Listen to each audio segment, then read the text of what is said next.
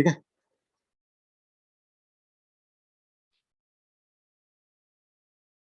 है ना, public offer किया, मिनिमम सब्सक्रिप्शन रिसीव नहीं हुआ, बट अलॉटमेंट 39 के कॉन्ट्रावेंशन में किया, मतलब कि मिनिमम सब्सक्रिप्शन नहीं आया फिर भी अलॉटमेंट कर दिया, तो कितनी लगेगी? अच्छा, ये इसको भी इंक्लूड करा, company and every officer who is in default 1000 per day और 1 lakh which ever is less. है ना, एप्लीकेशन मनी 5% नहीं रखा, एप्लीकेशन मनी रखना पड़ेगा तुमको कम से कम 5%। हेलो हेलो, हाँ सर।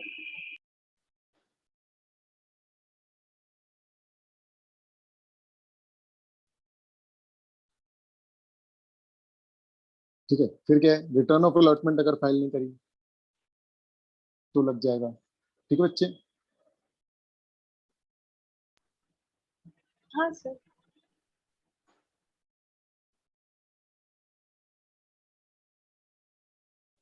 फिर क्या है, public offer of securities is made by the company without first obtaining the permission for listing. Public offer कर दिया जबकि तुमने परमिशन भी नहीं ली लिस्टिंग वगैरह की। ठीक है, ये सारा मैटर ना सिक्योरिटीज का, ये वाले चैप्टर की मैक्सिमम चीजें ना, ठीक है, आप लोगों को सिक्योरिटीज में पूछी जाती है।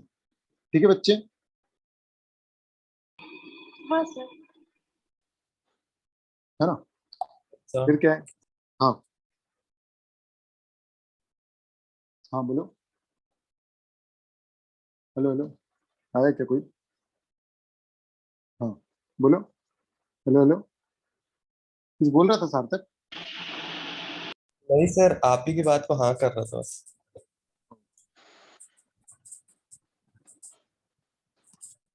ठीक है ना। अच्छा, चलो अब अपन मान लो कि वेरिएशन करते हैं टर्म्स टर्म्स ऑफ कॉन्ट्रैक्ट और ऑब्जेक्ट्स इन प्रोस्पेक्टस। ठीक है, क्या कर रहे हैं अपन? Variation in terms of contract. ठीक है, चेंज कर रहे हैं जो भी प्रोस्पेक्टस में लिखा हुआ है। अच्छा, ये जो ऑब्जेक्ट्स है, ऑब्जेक्ट्स का मतलब क्या होता है? पर्पस। प्रोस्पेक्टस में आप लिखते हो कि भाई किस पर्पस से आप पैसे ले रहे हो, है ना, किस पर्पस से आप पैसे ले रहे हो ये लिखते हो। ठीक है बच्चे। Yes sir. हाँ सर। है ना, तो अब अगर मान लो कि आपको पैसे आ गए, आपने उस जगह लगा दिए, है ना, लेकिन उसके बाद फिर क्या हो रहा है कि आपने ना, मतलब आपको जिसके लिए पैसे आए, समझ में आ रहा है, आपने उस काम में तो नहीं सर लगा। शायद हाँ, पर्पस अगर बदल गया तो। नहीं नहीं, पैसे बच गए आपके पास, तो अब आप चाह रहे हो कि अच्छा। दूसरे पर्पस में लगा।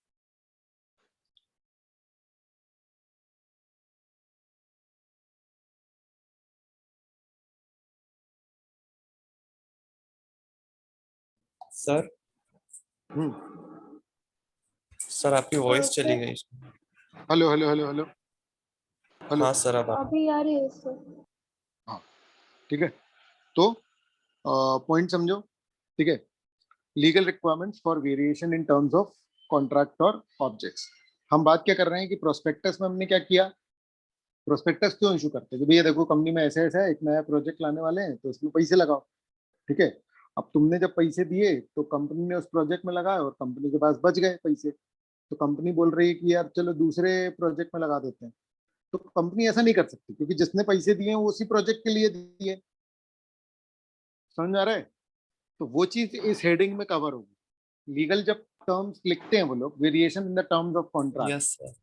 तो वो इस हेडिंग में कवर होगी। और मैं तुमको बता रहा हूँ कि प्रैक्टिकली ये वाली सिचुएशन आती कैसे, फंसती कैसे। समझ में आ रहा है? बाकी अगर इसको सीधे सीधे हेडिंग से लोगे तो ऐसा हो जाएगा कि तुमने किसी और पर्पस के लिए पैसे लिए, किसी और पर्पस में लगा रहे हो, या तुमने जिस हाँ कॉन्ट्रैक्ट, सर। तुमने जो प्रोस्पेक्टस में लिखा था अब तुम चेंज कर रहे हो उसकी बातें। ठीक है ना बच्चे? है ना, हाँ सर। तो अगर आप ऐसा करते हो तो आप नहीं कर सकते जब तक कि आप एसआर पास नहीं कर लो, है ना। और the prescribe details in the notice of general meeting are published in 2 newspapers. मतलब कि अगर आप चेंज कर रहे हो तो आपको ये भारी भरकम प्रोविजंस निभाने पड़ेंगे, तब जाकर के चेंज जो है वो आप कर सकते हैं। ठीक है बच्चे? यस सर आप बता रहे थे प्रैक्टिकली कैसे होता है? मैं एक्चुअली यही तो बता रहा था कि प्रैक्टिकली होता ही है कि तुम्हारे पास पैसे बच जाते हैं प्रोजेक्ट में लगाने के बाद। हमने अच्छा ने 10 हाँ। करोड़ लगाए और 8 करोड़ उन्होंने प्रोजेक्ट में लगा दिए, अब 2 करोड़ बच गए, तो कहीं इन्वेस्ट करना है या कहीं कुछ करना है, तो फिर प्रैक्टिकली कंपनी दूसरे दूसरे तरीके से कर तो लेते हैं। मैं आपको बता रहा हूँ कि किस पर्टिकुलर प्रैक्टिकल बात को रोकने के लिए ये प्रोविजन बना है। ठीक है हाँ सर। ना? क्योंकि भाई जिस बंदे ने पैसे लगाए उसको इशू हो सकता है कि अरे यार हमने इस काम के लिए तो नहीं दिए थे तुमको पैसे एंड ऑल दैट। ठीक है बेटा, हाँ सर। हाँ सर। है ना? फिर क्या है, एग्जिट ऑफर। तो आप पूछोगे सबसे, ठीक है ना? अब उसके बाद कुछ मेंबर निकले जो बोल रहे हैं कि नहीं भैया हम तो नहीं, हमको तो नहीं पसंद ये वाला ये जो नया वाला ऑब्जेक्ट आप जो बता रहे हो हमको नहीं है पसंद। क्लियर है? तो उनके पैसे वापस कर देंगे। एग्जिट ऑफर देना मतलब कि उनको बोलेंगे लाओ शेयर, तो पैसे ले जाओ। आ रहा है समझ? पैसे लेके। ठीक है, यस ये सर। होता है। ठीक है क्या? हाँ सर। है ना? जो पैसे रेस किए उसको बाइंग ट्रेडिंग, मतलब ऐसा नहीं कि शेयर वेयर में लगा दिए, स्टॉक मार्केट में लगा दिए पैसे, ये मत करना। Yes sir.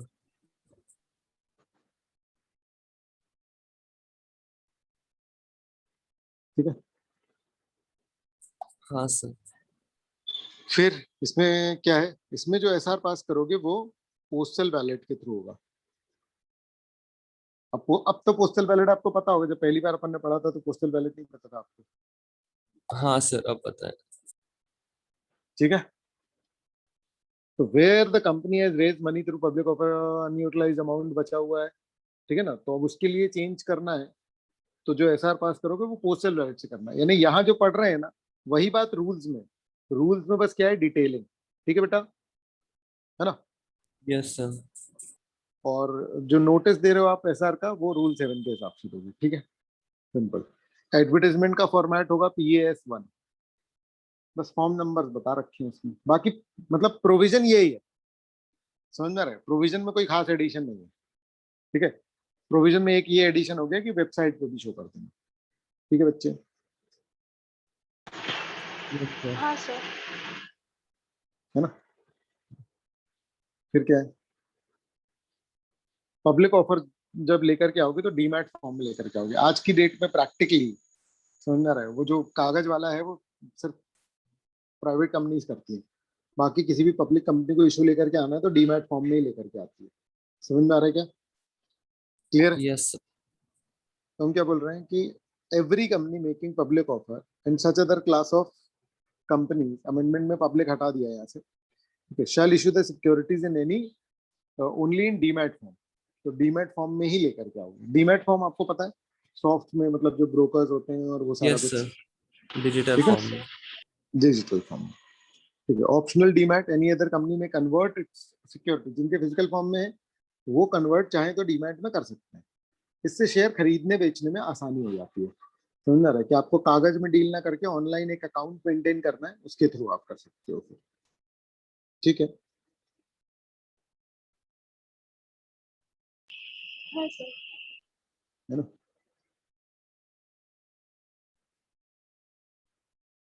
फिर क्या है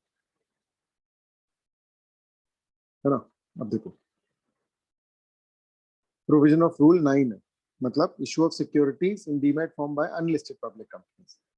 ठीक है, तो अब 9 है किस पे लगेगा, अनलिस्टेड पब्लिक कंपनीज पर। ठीक है, तो इशू डीमैट फॉर्म में लाएंगे, every unlisted company shall issue the securities in demat form. ठीक है, डीमैट फॉर्म में लाओगे तो ऑब्वियसली बात है, डिपॉजिटरीज की सारी बातें आपको माननी ही पड़ेंगी, है ना? ये तो सिंपल है।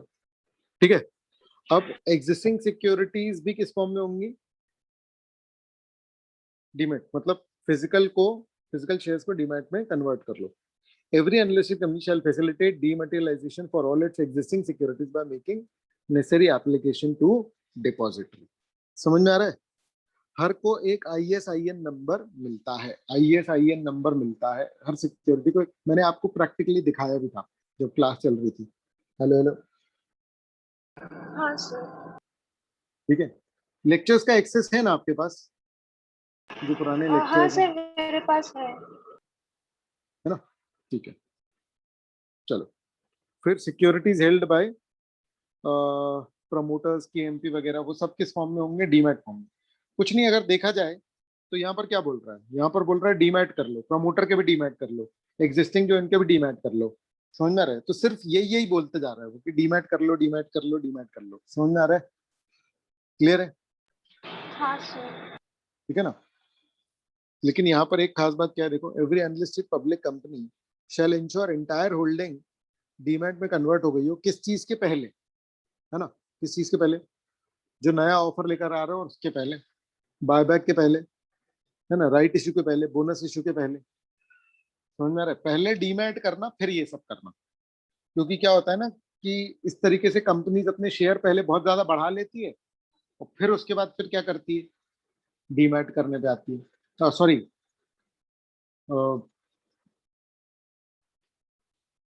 हाँ, फिर डीमैट करती है। मतलब तो हम क्या बोल रहे हैं कि पहले डीमैट कर लेना। Hello hello hello. तो हाँ सर। ठीक है? क्लियर है? क्योंकि पहले अगर आपने इशू कर लिए तो कोई देख नहीं पाता, डीमैट में एक बार आ गए तो वो क्या होता है कि पूरा रिकॉर्ड हो जाता है। समझ में आ रहा है? इसलिए हम बोल रहे हैं कि भैया ये सब नौटंकी करने से पहले डीमैट कर लेना। ठीक है? अच्छा हाँ सर। और डीमैट जब भी करोगे ना, तो ये याद रख लेना, ये डीमैट डिपॉजिटरीज एक्ट आपको निभाना पड़ेगा। सिंपल बात है कि जब भी डीमैट करो तो ये निभा लो। ठीक है? फिर क्या बोल रहे हैं? Duty to of holder to get it security dematerialise before transfer or transaction. अब देखो, पता क्या होता है, अपन ने बोला कि कंपनी तो अपने शेयर्स को डीमैट कर देगी जो एग्जिस्टिंग है ना? लेकिन कंपनी ने एक बंदे को इशू कर रखे हैं, जिसको इशू कर रखे हैं उसके पास फिजिकल शेयर है, और ये ना टीवी देखता है ना लॉ के लिए अपडेट रहता है। Hello hello hello.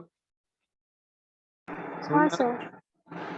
तो यस पहले सर। तो ये अलाउड था, अब हमने, अब जो नए रूल आ गए ना, ये जिसके पास भी फिजिकल शेयर है, पुराने पुराने पड़े रहते हैं ना, एक एमआरएफ वाला केस मैंने दिखाया था आपको, 130 करोड़ के शेयर यस निकल गए सर। थे। Yes sir. हाँ सर।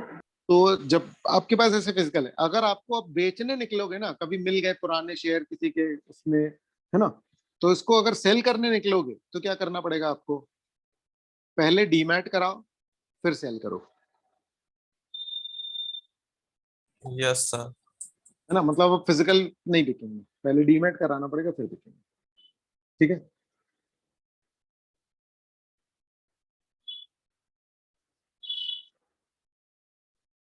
ठीक है? फिर क्या है ना, ये है जो बिफोर द ट्रांसफर।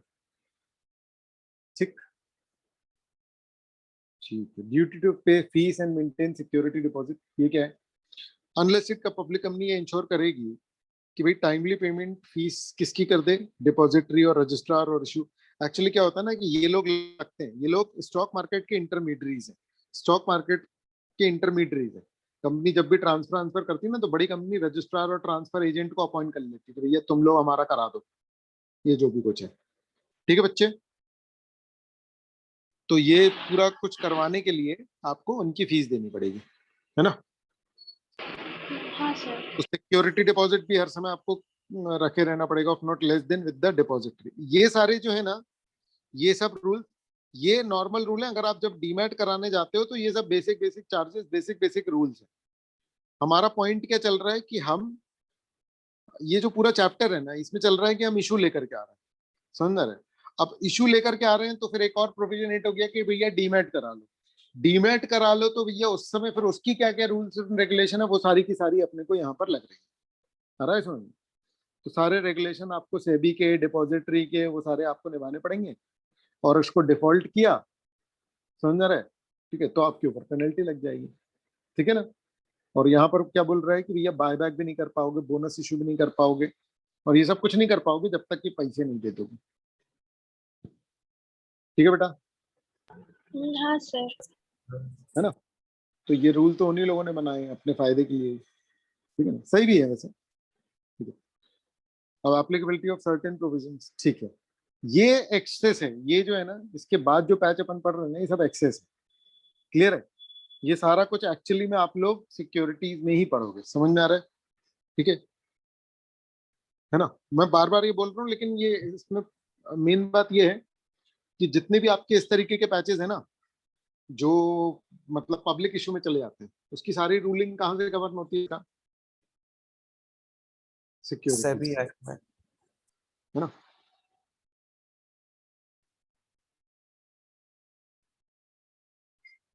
ठीक है, चलो ठीक है। Filing of grievances. ग्रेवियंसेस मतलब किसी को शेयर नहीं मिला, किसी को डिविडेंड नहीं मिला, किसी को कुछ नहीं मिला, तो ये सारे दो। अब वही है ना कि स्टॉक मार्केट मतलब गवर्नमेंट रूलिंग क्या कहती है कि भैया इन्वेस्टर को परेशानी नहीं होनी चाहिए। आ रहा है समझ में? इन्वेस्टर को कोई परेशान नहीं करेगा। क्लियर है? तो the grievance if any of the security holder of unlisted company shall be filed before the IEPF, investor education and protection fund. समझ में आ रहा है? याद है ये फंड, है ना? डिविडेंड अपन ने इशू किया, कोई क्लेम ही करने वाला नहीं है, 8 साल 10 साल हो गए, तो फिर क्या करेंगे अपन?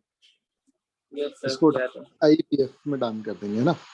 तो IEPF से में वो शिकायत करेगा, इसकी authority investor education protection fund shall initiate action against the depository और पार्टिसिपेंट सेबी से कंसल्ट करने के बाद। ठीक है,